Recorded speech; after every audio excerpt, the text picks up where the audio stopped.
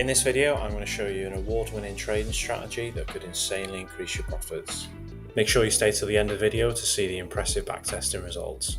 So for this method to work on TradingView, we need three things. First two are standard EMAs. So if you click up here on the indicators, type in EMA. This is moving average exponential right here. Click that twice. See, we've got this blue line here. This is the EMA. So the first one, we're going to change the length to 20. We're going to keep the time frame on this current chart. So you can see with this 20 EMA, it's a good indicator of trend direction. So the EMA is pointing down, we're in a downtrend, and if it's pointing up, we're in an uptrend. So if we show the other one on the chart, this one, we're going to change the length to 20 also. With the time frame, we're going to set the time frame to 1 hour. We can also change the colors on these. For the 20 EMA on the current chart, I've set the style to white, increase the thickness. And then for the 20 EMA with a 1 hour time frame, I've set this one to red. You can increase the thickness as well if you like on that one. So to make this nice and simple, when the white EMA is below the red EMA, we're only looking for sells. Vice versa, when the white EMA is above the red EMA, we're only looking for buys.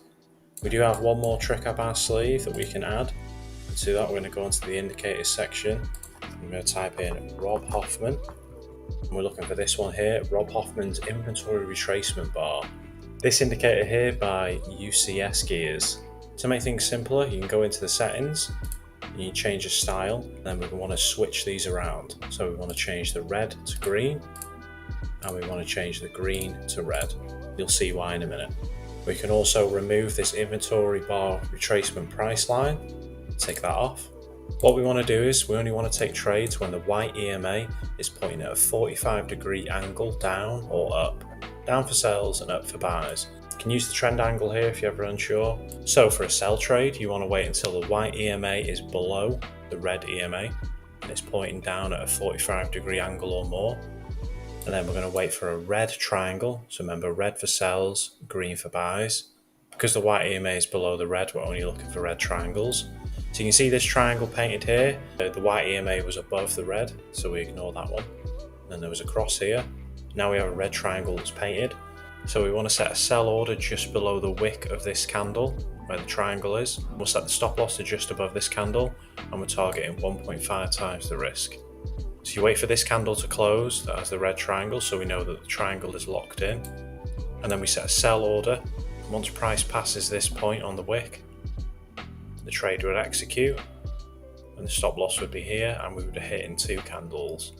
The opposite applies for a buy trade.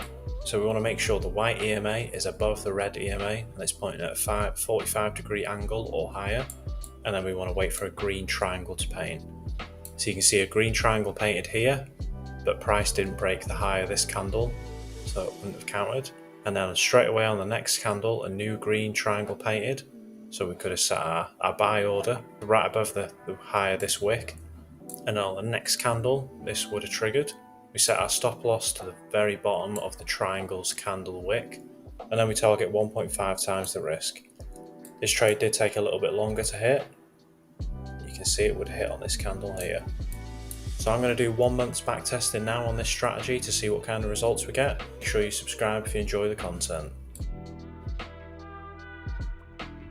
So I've back tested 1 month's worth of trades on this strategy. You can see that the W's mean wins and the L's mean the losses. Definitely plenty more W's than there are losses here. So you can see this is a spreadsheet for the Hoffman strategy. I've back tested 1 month of this strategy. First trade that we got was on the 2nd of July.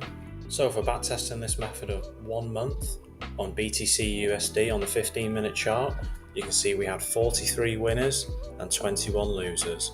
The most wins we had in a row was 10. This is a total gain of 43.5% in 1 month, which I think is pretty impressive. Obviously, different market conditions produce different results, so be sure to always backtest before testing on any live accounts. I hope you did enjoy the video. Please like and subscribe for daily content, and I'll see you in tomorrow's video.